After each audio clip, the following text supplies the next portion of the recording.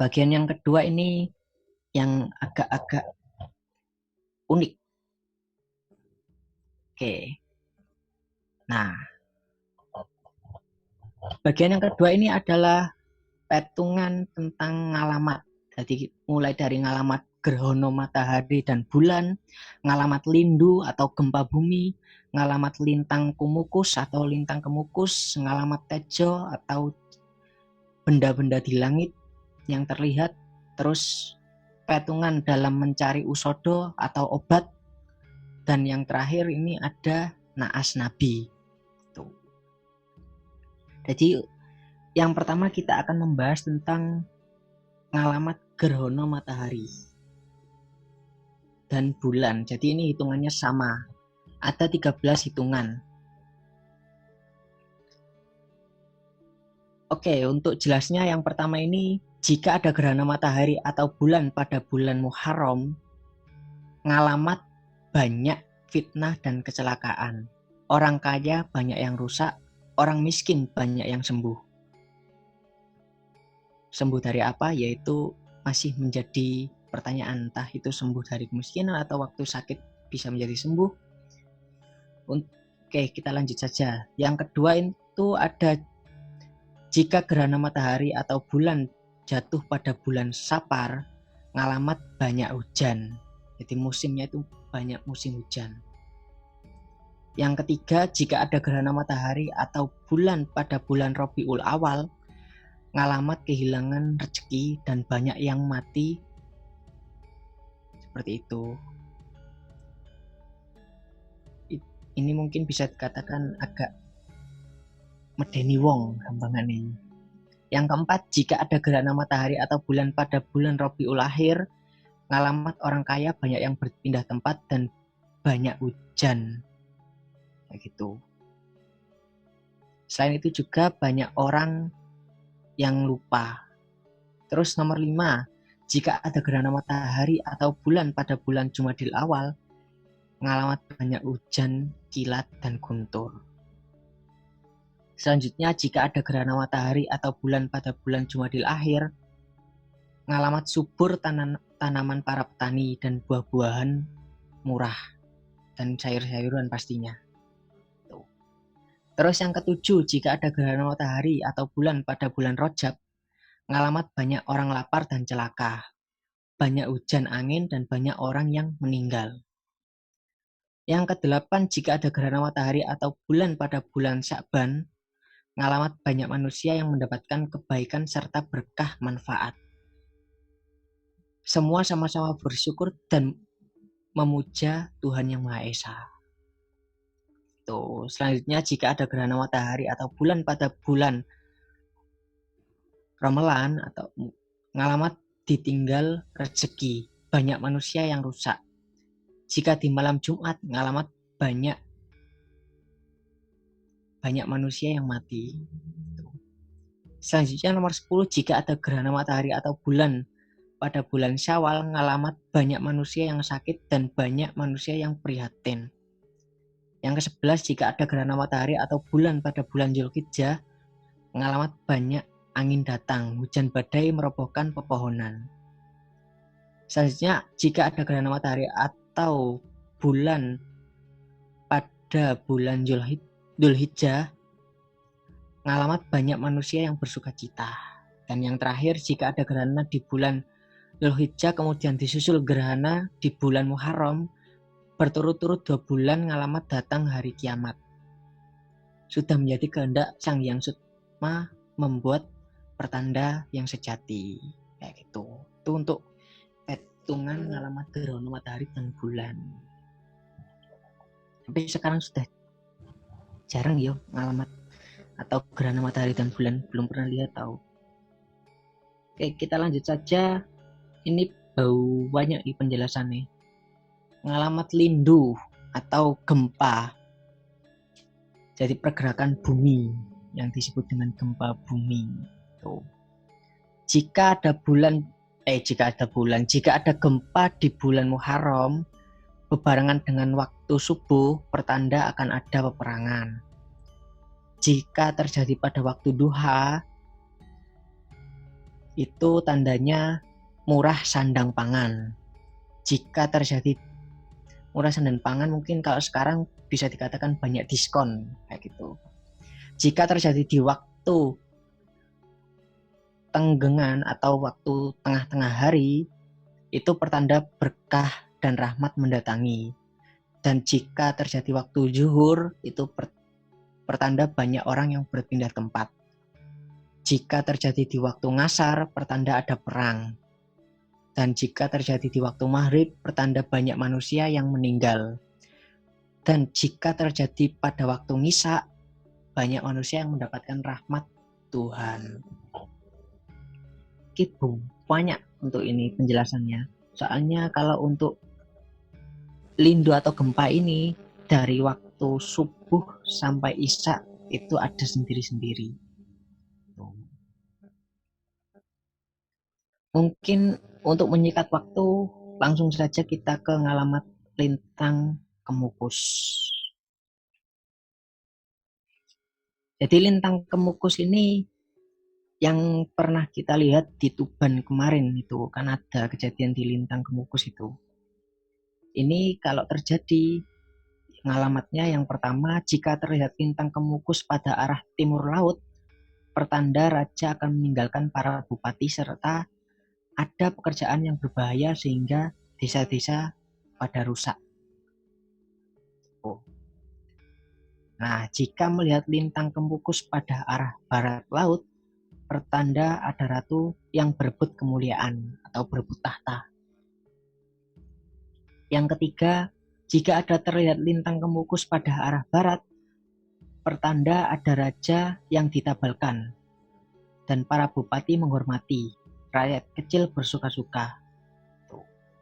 Yang keempat, jika terlihat lintang Kemukus pada arah barat daya, pertanda ada raja yang meninggal. Para bupati berprihatin, semua berusaha melakukan kebaikan.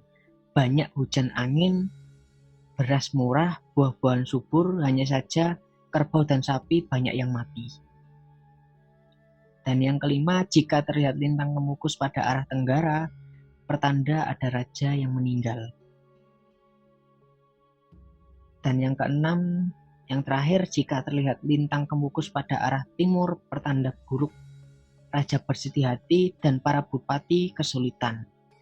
Desa rusak, banyak penyakit serta banyak hujan, akan tetapi beras murah. Itu untuk perhitungan tentang lintang Kemukus. Mungkin di sini beras lebih ke kayak ke sandang pokok, sandang pangan kayak gitu. Kalau saya penangkapan saya untuk di zaman sekarang ini gitu. Oke, setelah kita ke lintang Kemukus, kita ke ngalamat Tejo. Ngalamat Tejo itu cahaya yang terlihat di angkasa. Jadi apakah sama dengan lintang Kemukus? Jawabannya berbeda. Tuh. Dan untuk ngalamat Tejo ini, jika terlihat Tejo di arah timur, pertanda lestari pemerintahan raja. Bersukacita seluruh manusia, subur yang ditanam dan murah sandang pangannya. Jika terlihat Tejo di arah tenggara, pertanda perang besar, pertanda pekerjaan juga berat, atau pekerjaan yang berat kayak gitu. Yang ketiga, jika terlihat Tejo di arah selatan, pertanda beras mahal, padi mahal, serta banyak manusia yang iri dengki dan banyak manusia juga yang meninggal. Yang keempat, jika terlihat Tejo di arah barat daya, pertanda banyak mantri yang kesusahan. Rakyat kecil banyak yang rusak dan kerbau sapi banyak yang mati. Dan harganya semakin mahal di tengah kesusahan itu. Yang kelima, jika terlihat Tejo di arah barat, pertanda tidak baik. Para pandito atau para kiai gampangannya dan para raja serta mereka yang ahli tirakat serta para pertapa semuanya terkena kesusahan. Dan yang selanjutnya, jika terlihat Tejo di arah barat laut, pertanda banyak orang yang mati karena sakit. Para pembesar rusak tata kramanya. Dan yang ketujuh, jika terlihat Tejo di arah utara, pertanda rakyat kecil terkena kesedihan. Para pembesar negara tidak ada yang rukun, akan tetapi beras murah kerbau sapi juga murah, namun akhirnya mahal dan semuanya dimahalkan, apalagi pakaian dan makanan. Yang ke-8, jika terlihat tejo di arah timur laut, pertanda raja terkena prihatin, para mantri banyak yang rusak, rakyat kecil kebingungan, banyak yang kelaparan karena kesedihan. Negoro geger, kerbau sapi banyak yang mati dan jarang hujan.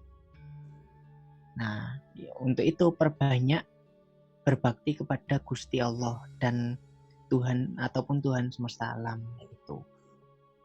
Nah, seperti itu. Jadi untuk lebih ke ngalamat gerhono, ngalamat pindu, lintang kemukus dan tejo ini lebih ke sebuah tempat atau suatu negara. Jadi tidak ke perorangan tapi lebih ke tatanan negaranya. Itu kalau yang saya lihat. Oke, kita lanjut ke petungan mencari usodo. Usodo itu obat. Jadi kalau seumpama jenengan-jenengan ini ada yang sakit, mungkin ada petungannya tersendiri agar mendapatkan kesembuhan. Dan ini memakai patokan hari. Tuh, yang pertama hari Minggu, yaitu mencari tempat kesembuhan ke arah timur, jatuhnya waras atau sembuh. Jika ke selatan, jatuhnya asri, semarak atau juga sembuh. Tapi jika ke barat, jatuhnya mati atau pati. Dan jika ke utara, jatuhnya malah sakit. Atau mencari ke utara gitu. Selanjutnya ke hari Senin itu jatuhnya ke arah timur, jatuhnya esri, ke selatan jatuhnya waras atau sembuh, dan jika ke barat jatuhnya akan tambah sakit. Dan selanjutnya itu ke utara akan mendapatkan kematian atau pati. Oke, lanjut. Hari Selasa untuk mencari kesembuhan, untuk ke timur jatuhnya waras, ke selatan jatuhnya mati atau pati, jika ke barat jatuhnya loro atau tambah sakit, jika ke utara jatuhnya asri atau sembuh. Selanjutnya hari Rabu. Hari Rabu ini jika mencari ke arah timur maka jatuhnya akan waras, jika ke selatan jatuhnya pati, jika ke barat jatuhnya asri, dan jika ke utara jatuhnya akan loro. Lalu untuk hari Kamis, jika ke timur jatuhnya waras, jika ke selatan jatuhnya asri, jika ke barat jatuhnya pati, jika ke utara jatuhnya loro. Terus selanjutnya nomor 6 atau hari Jumat, Jumuah. Jika mencari obat untuk orang sakit, jika ke timur maka jatuhnya akan pati, jika ke selatan jatuhnya akan loro, jika ke barat jatuhnya akan waras, dan jika ke utara jatuhnya esri. Dan yang terakhir hari Sabtu.